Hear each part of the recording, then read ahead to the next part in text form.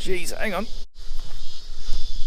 Welcome to another video. 3 on the trot now. So if you watched last week's video, you know that I'm driving a car this week that I've been looking forward to for a while, since I drove it last time actually, which is, geez, a couple of years ago now.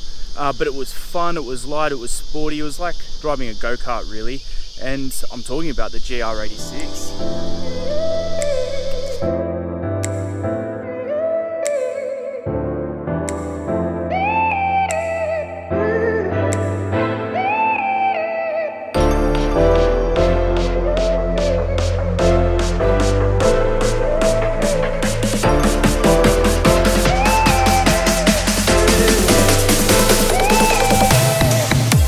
And boy, doesn't it look good in the flesh.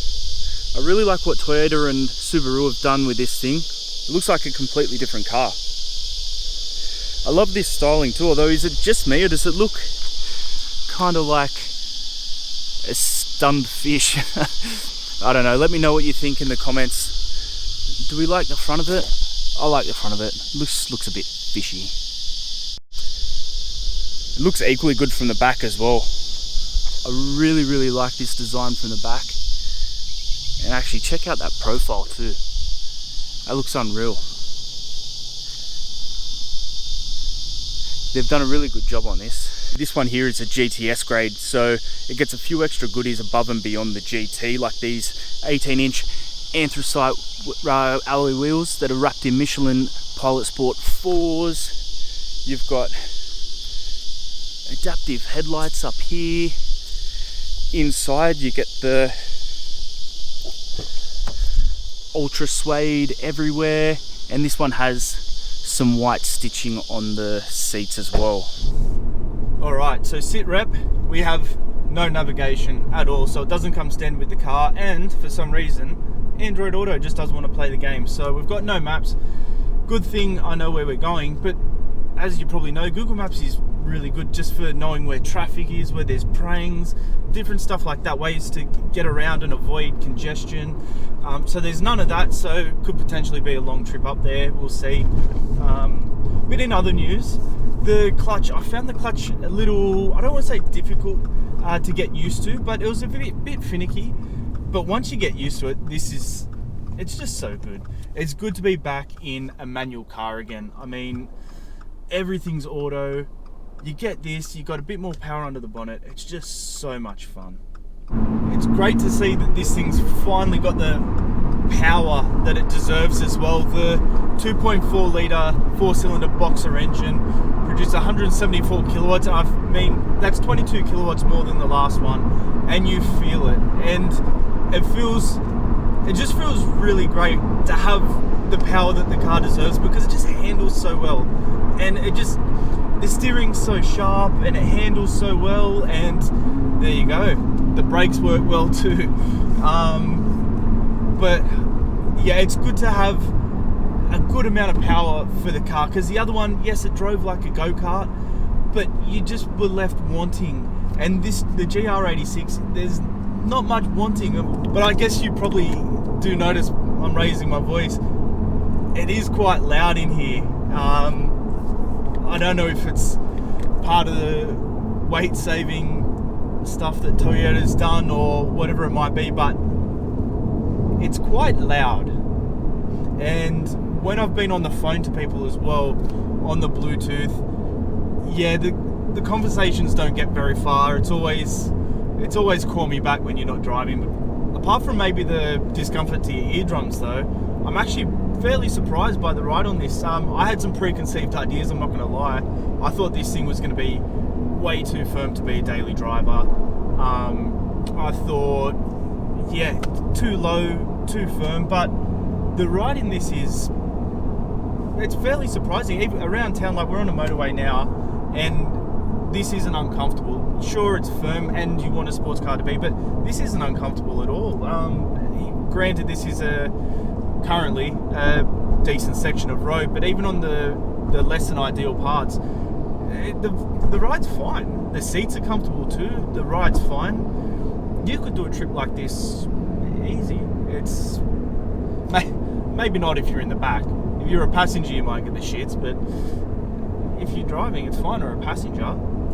I mean, there's decent amount of door storage. We've got cup holders that are a bit annoying there back here, but it's not the worst. I think the biggest thing is just this infotainment, and for me, not having Android Auto, once you sort that out, you're fine. Alright, so I'm back ranting about noise again.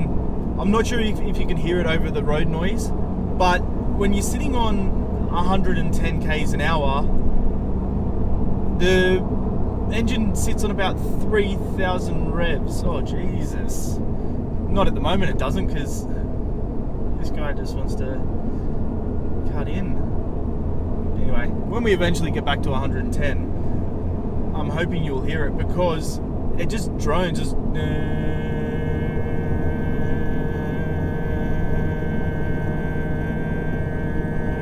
coupled with the rest of the noise.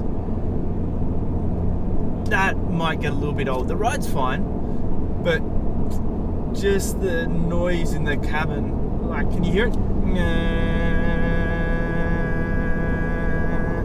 It also kind of means that your fuel economy isn't the best, because it's sitting so high in the revs when it's just cruising. We're currently sitting at about 8.5 litres per 100 Ks, which, look, it's not the worst in the world, but it's definitely not the best. It definitely could be a bit more fuel efficient.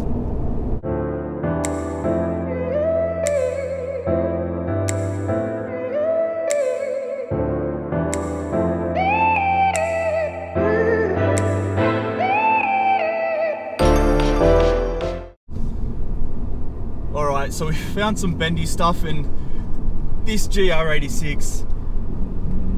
It's still so good. The steering's so sharp, and you turn the wheel and it just turns in. It feels so light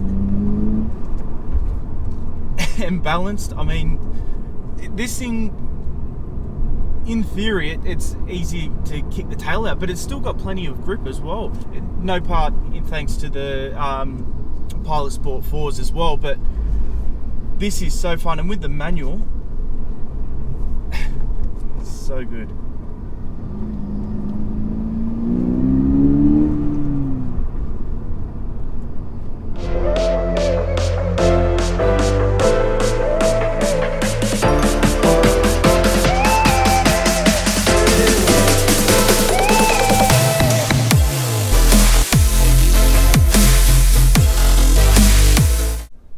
Alright, so I wanted to chat about that back seat, but first you'll be happy to know that Android Auto has started working the day that I have to hand the keys back.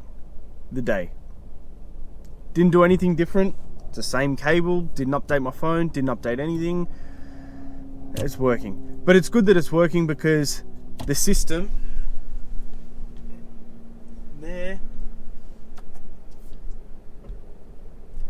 it's pretty basic, so you're going to want the Android Auto or the Apple CarPlay. Anyway, this back seat, seriously. Seriously, I said this in the BMW review, the 220i as well. Why? I don't get it.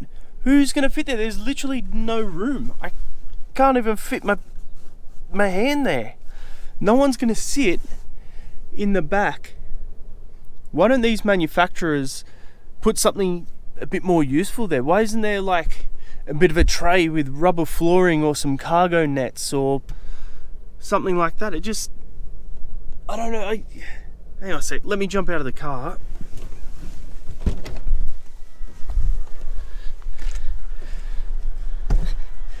Like, that's not even with the seat back. I don't get it.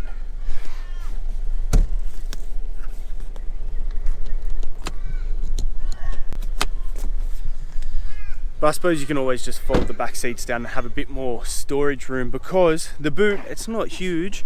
It's probably actually bigger than you expected on a car like this, but it's 237 litres. So it's not the biggest, but it is bigger than that little hole in the back of the car that you get in the MX-5. So you can fit, that's a pretty big suitcase. That's almost up to my hip.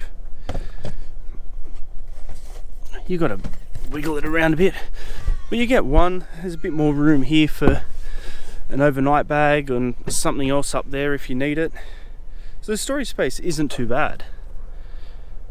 So I'm not going to lie, I'm pretty sad to be handing this back to Toyota now. Yes, I know I said it's got a lot of flaws, but it's just so good as well. Like, it's flawed. It's like love-hate. Like, there are things to not like about it, but it's just the package. It's just so good. But anyway, don't forget to like and subscribe if you like the video. We've got some more cars coming in the next few weeks, a special one as well. Bit of a hint, it starts with Z. No, it is Z. Okay, it's a Nissan Z. Alright, but anyway, till the next one.